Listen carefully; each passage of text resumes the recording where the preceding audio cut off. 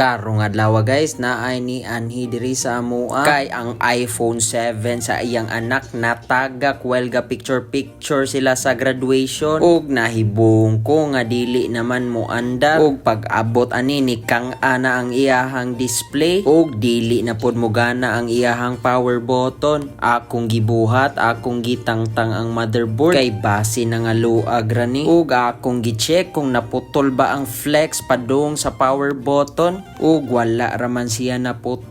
Dako ang tsansa nga naluag rani. Dako kay ning trabaho ano kay halos gibungkag na nako ang tanang component sa iPhone 7. Kuyaw manggod kay ning mga iPhone guys kay grabing gagmaya sa pyesa ug pino sad kaayo ang iyahang mga ruska ug suki manggod nako kaayo ang tag-iya ani kay ang baterya ani naguba diri ra sad niya gipaayo hasta katong Vivo Y11 niya. Ako ra po'y gailis og LCD ato og ni gana na gyud ang iyang power button kay ganiya manggod dili ni siya maon. Kusog jud tong pagkatagaka no kay gaitom-itom ang iyahang display. Ako sa dining girimedyohan kay wala na ni metal plate.